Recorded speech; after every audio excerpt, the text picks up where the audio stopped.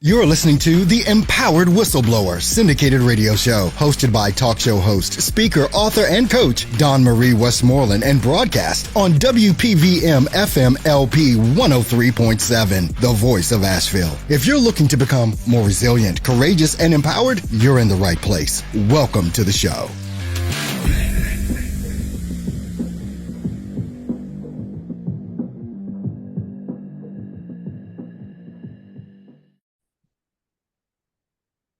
Hello again. I have Krishna Avalon, OMD, M.Ac, with us to talk about trauma. Now, I just got back from the Veteran Affairs Hospital Medical Center in Asheville, North Carolina, and I actually have a counselor because, I've been through my own version of trauma, and I believe we all have. And we talked about trauma today, and I'm even delighted now to have Krishna talk about trauma. Krishna, where are you coming from for our listeners? I'm in Portland, Oregon. Oh, I love that area. So you have quite the background in dealing with trauma. We're going to talk about general trauma. Why is it important to address it, and how do you address it? I mean, I do feel like it's a pretty big word right now, and I just want to offer that, it can be overused, but I also want to say that we do all have trauma, and I just treat people as such, and we all have special needs. And so I feel like, especially since pandemic, that's become really apparent. And as a practitioner now of almost 23 years, I know what's needed in the world because I know what shows up to my door and I know what people are asking for. And really, it's these tools that help people peacefully unattach from these triggering, stressful, or traumatic events. And, trauma can be not just one or two huge, terrible things, it can just be long-term stress. And who doesn't have that, right? COVID itself was traumatic for just about everyone, just in that space of the unknown, not knowing what's going to happen. And so I have a couple things in my life that I was definitely led by something way higher than me that I trusted 1000%, and guiding people and holding space for healing is one. And so I see this is what comes to me. This is the healing the world is asking for, is to get through trauma. Krishna, so you brought up that you had some events that came up, and you don't have to talk about it unless you want to, but what got you into working around trauma? There's usually a good story behind it. There's such a good story, and I'll be concise, but I have a pretty strong connection to God in my own way. I was raised Catholic, but was very didn't fit into that model. I was raised by a huge family of white Catholics, and I'm a brown girl. And so my lessons coming into this world were learning how to trust who I am, learning that I don't have to give and give and give to receive love and acceptance. Those are huge ones. Learning how to say no, learning how to have boundaries. As women, sometimes especially, we're taught to give, to always say yes, even to things we don't want to do. And so as a spiritual person, those are my lessons coming into this world. I started out as a practitioner in Chinese medicine. Acupuncture was my first love in this life. It's an amazing medicine. I still love it. But again, I was guided into these newer modalities that I get to work with because this is the stuff that people are needing. And when you ask me what my own trauma was, I mean, I have a ton of it that I was behaving from for much of my life and didn't know that that's where I was behaving from. And so acupuncture started me on my path. I got into Reiki. It was just thrown into my path. I still, I think, do some form of maybe Reiki or quantum healing with everybody that I work with. And then, I don't know, I think I had, one panic attack in my life. And this is how trauma works, right? Is I was totally normal, driving in the car, no big deal, eating an apple, singing along to Adele. But there was a snowstorm, and the snow was coming down in a way where I couldn't really see. It wasn't clear where the road was. There weren't big lights on the side. There were semis everywhere. And one minute I was fine, and the next second I was not fine. I was in a panic. My neck was clenched. I was sweating. I thought I was going to die. My heart was beating very fast. And finally, I got to a place where I could pull over, but that had never happened to me before. And that's the way trauma works. We store things in our body, we tuck it away as a survival strategy. But if we don't have ways to clear it from our body and work with it, not just in a conscious way with talk therapy, but in a subconscious way, it stays stuck in there until probably an inopportune time, like what happened with me. And so that put me on a path of studying the nervous system because I needed to know what happened to me. I didn't feel right after that for a couple weeks. And I had to learn how to train my own nervous system, how to regulate and feel safe being in my body and being in the moment. So lots of things led me on my path to doing what I'm doing. I'd say how I came into this world, my own stress, God literally leading me onto the path of the modalities that I get to guide people through.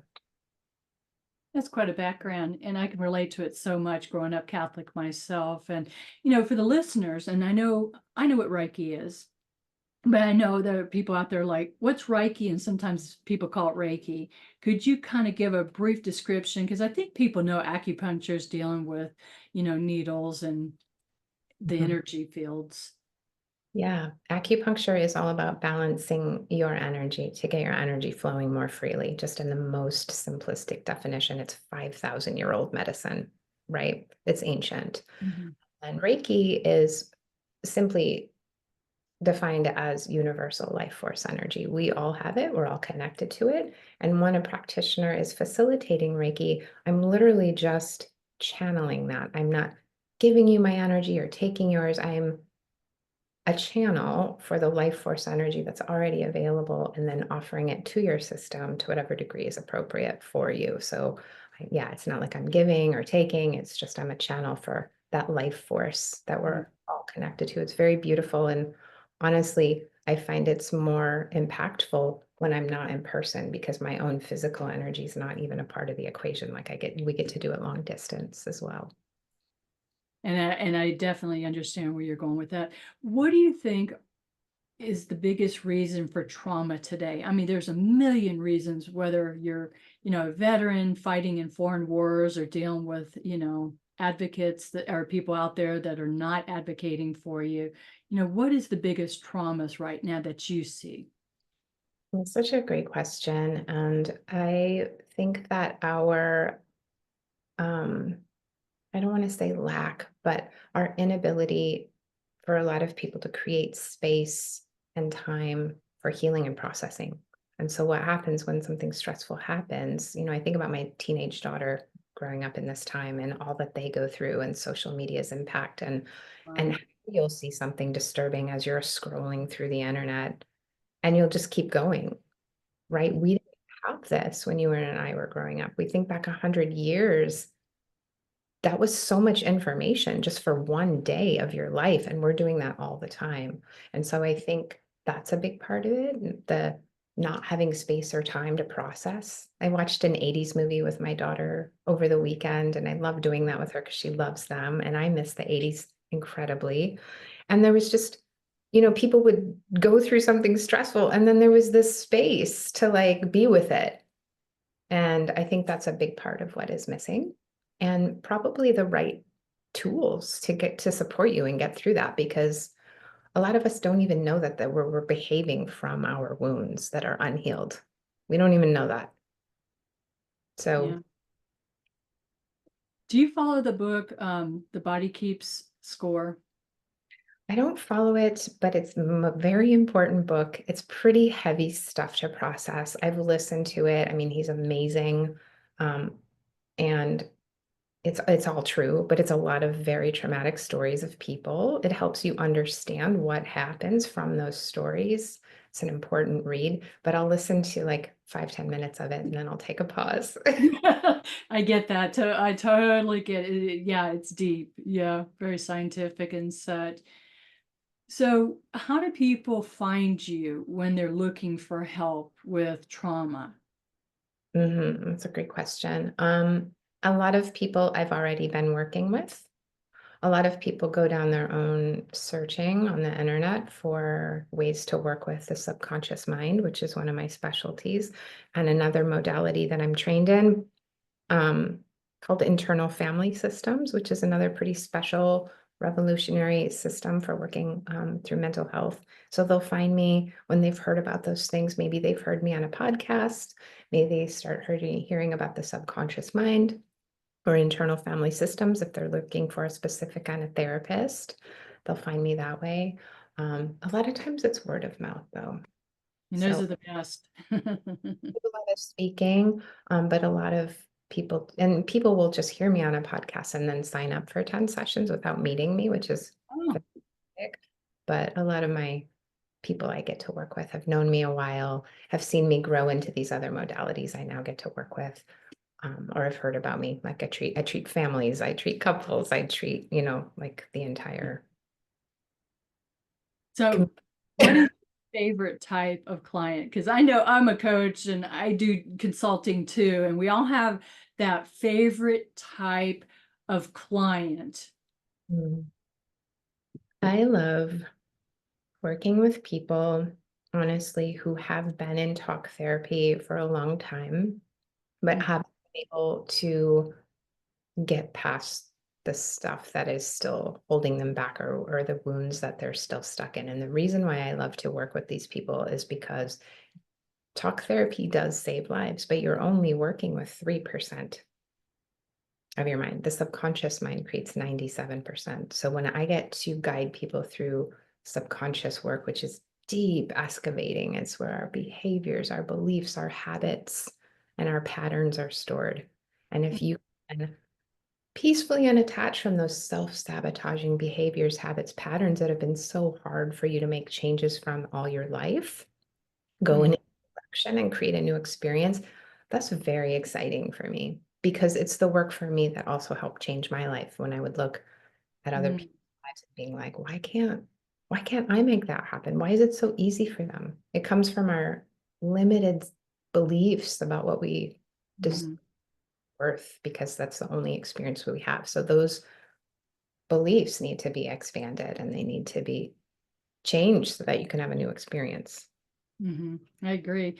Now, when you do this subconscious, well, I can't even get the word out today, unconscious, getting there, what's hidden way back deep in the mind. Is this hypnosis? Is this something different? Definitely different. Hypnosis for me didn't work. And I like to be conscious when I'm in a session. I like to know what's going on. So while EMDR or hypnosis might help people unattach from some stress, you don't get to create new programs like you do in the work that I was trained in. It's called Psych K. It's kind of a silly name. I don't love it, but it was created by a psychologist who wasn't able to support his patients the way he wanted to. And it stands for psychology and kinesiology. And kinesiology is muscle testing. And the reason I love it is, one, again, you get to reprogram. You don't just get to unattach from stress, but you get to create new programs, which means I get to talk about, like, what do you want with people? And from what you want, we create a new program so you can actually have that experience. Because if the program does not exist in your subconscious mind, and we are all programmed, it's just a matter of what programs are running your life, it won't happen. You might keep trying to talk yourself into things, give yourself pep talks, but if you're like, why isn't it happening? I'm hitting so much resistance. It's so hard. Mhm. Subconscious. And so, yes, it's called Psych K. It's very simple as well, which is also why I love it. And it's quick and it's easy. And things don't need to be arduous, take a ton of time, a ton of work. We don't need to struggle to heal. And that's something I'd really love anyone who's listening to know. And I can say that from my own experience and from my training. This is the direct route. You don't need to like prove that you're worthy by struggling through something anymore. You can actually just heal, work with your wounds, work with your subconscious, go in a new direction, create new life. Krishna, walk me through this. If I come to you and I say, hey, I've been seeing a therapist for years and years, and I don't feel like I'm getting anywhere, and I want some help. I don't want to always feel so broken. and I'm making this up because I'm doing pretty good myself, but just walk me through it. If I was somebody, like that, and I come to you, what's one of the first things that you do with that person? Yeah, first of all, congratulations on doing well. Second, Yeah. I would normally talk to people about like what is causing you the most stress in your life. And it doesn't have to be your deepest, darkest trauma, but it could be. It could be something annoying that your neighbor said and you just can't stop thinking about it. It doesn't matter. It's taking up a lot of your psychic space. Your brain is stuck on that. And when we do what we call balances in Psych K, we literally create a new pathway in your mind, which is called neuroplasticity, for you to be able to change and have a new experience so that you can peacefully unattach from that thing that you're stuck in and it keeps repeating, so that you can just be like, oh, yeah, that happened. That was crappy, but I'm not triggered about it anymore. I'm not nauseous. I don't get upset. I don't need to avoid thinking about it. Just it happened. And now I don't really have to continue with the chatter and the negative self-talk or the frustration or whatever it is. So we talk about what is stressing you out the most. We might do a balance or two to help you unattach from those things that are taking up a lot of your headspace. And then we talk about what you want. So this isn't a Psych K session. Sometimes people are just booking time with me because I do a lot of things. And so we don't know what we want to do till we meet with each other.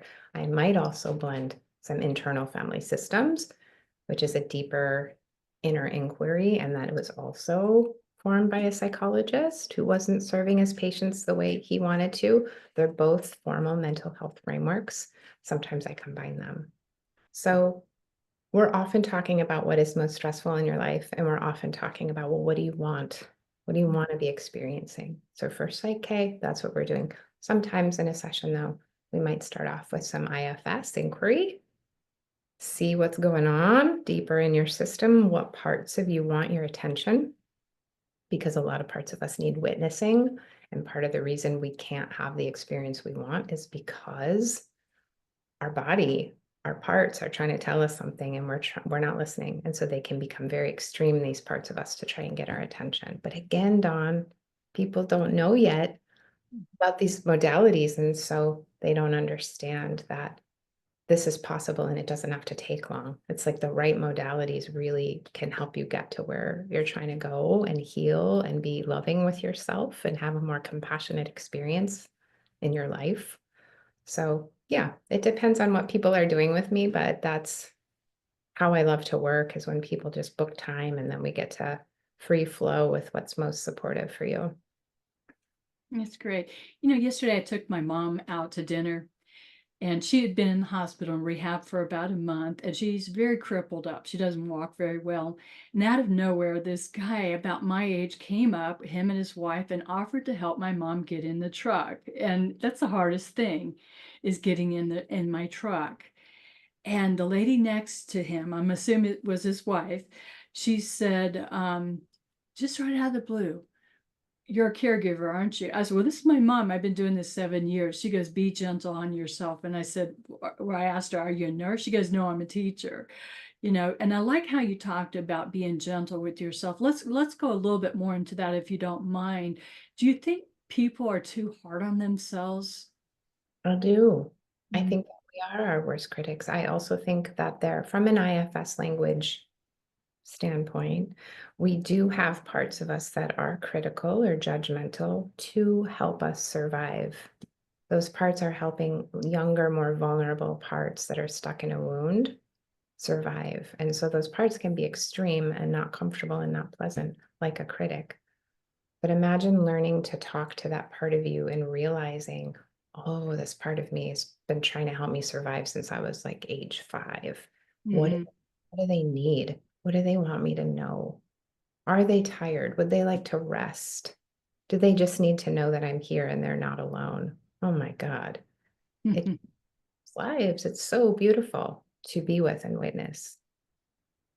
Imagine the listeners, Krishna, are saying to themselves, "Well, how many times do I have to work with, Krishna to get better?" I mean, do they work with you one time and you have miraculous results? Do they have multiple sessions? I mean, how does that work? Yeah, I'd say both. I think that you can just have a session and have results that you're still noticing profoundly in your life a year, 2, 3 years later. People write me like that all the time. Some Mm. people really just connect to this work so much, they'll sign up for 3 sessions. We do a lot of work in 3 sessions. It's not that much time. And then 10 sessions, you're going to get to all areas of your life. That's time that we get to put in, and you really get to know what's going on inside yourself, what needs attention, what parts of you are wounded, where are you stuck and hitting resistance in your subconscious, what programs need to be expanded. Yeah. And so I'm curious, do you go out and speak? I know you do podcasts and radio shows. Do you write books or articles on LinkedIn? That's a great question, and I get asked about it all the time, and I Good. I feel like do that. It's not like a main motivation for me. I know that it would get read. My content gets read, maybe not by like the entire world, but to the people that really connect to it. I just, like everyone, probably could use some more time. I would love to just work because I want to, not because I have to, and just do these kinds of things to offer to the world as you know, a service. Like, here's a book, here's what you can do in this situation. I do a lot of speaking. Great. And what do you speak most on when you get out there and speak? This exact stuff. So the Mhm. conscious mind versus the subconscious mind, talk therapy, traditional talk therapy versus subconscious therapy. Mhm. Krishna, I love stories, and my listeners also love stories. Can you talk about a success story without having to share too much private information, somebody that you've worked with and found great success? Hmm. Yeah, definitely. I mean, just because you asked who my favorite client was, there's somebody that I've known for quite a while now, super intense, big energy kind of person. When I met her, you could never get a word in, never. She had parts of her that had to rule the show and just kind of talk over everyone because she had very vulnerable, wounded parts that had a lot of shame and it had a lot of judgment. Um, Mm. so those big parts would try to hide this other part. She's been in talk therapy like all of her life, a lot. Like I feel like you can be over therapized because you're just talking about the same stuff over and over again. I think that can also be damaging if you don't have ways to, again, clear it from your body and ways to move on. But she came to me, and I've been treating her with acupuncture for many years, which she loves and she does great with. Mhm. Even her therapist, after just a few sessions, and even years and years later now, she still comes back to me and was like, this is what happened with my parents this week, and this is how I handled it. I can't believe it. And this is because of the work we've done. Even her therapist notices it's time for you to go see Krishna. Right? So you're giving them the tools and the resources that they need where they're at the time. Is that correct? That's correct. And it's also like just a few sessions can help you get to those places that you haven't been able to get before with talk therapy. That's my point, is I hear these kinds of things. And, I don't get a chance to check back in with everybody, but people will text me a day later, a week later, a month later, a year later. Be like, oh my gosh, that session we did, it's still, thank you so much. And it's just so beautiful and never gets old, really. Mm-hmm. Do you ever have somebody that you work with that's so difficult to help them transform? I feel like I get a lot of people who are pretty comfy in their victim story. And I say that with a lot of love and compassion because that was me once upon a time. And I think that it's the way that you inquire with someone and also the way you hold space to see and hear people where they're at, validate while they're in that, and then also invite them into the direction they want to go. What is the experience you want to be having? So, yes, to your point, I get a lot of big trauma, like lots of trauma in their life people. I get a lot of super sensitive, empathic people who don't know how to come back to their own energy. And that's kind of what I teach all day long. It's how to be back in your own energy. even when there are things all day long that want to take you out of yourself. But these frameworks and just, I guess, my own commitment to my own healing and my nervous system, it's okay. Like, show up as you are. And also, if it were somebody that I couldn't work with, that's okay too. That doesn't really happen too often. Like, I could probably count on one hand, but That's good to hear. I'm curious, do you feel that you are also healing yourself by helping others to heal? I do 1000%. But I also know at this point that when I go through a lesson and work with it and integrate it, guess what starts showing up at my door one after the other? That same. Yeah. I have to work with it myself, with my tools, receiving the help that I need, being with it, and then I get to guide other people from that place of embodiment and experience. Some people like to write a memoir because they've been through some kind of trauma. Maybe they were molested as a child, went through a horrible divorce, or were bullied or something like that. Do you find that writing a book is very grounding and healing? I feel like writing is grounding and healing.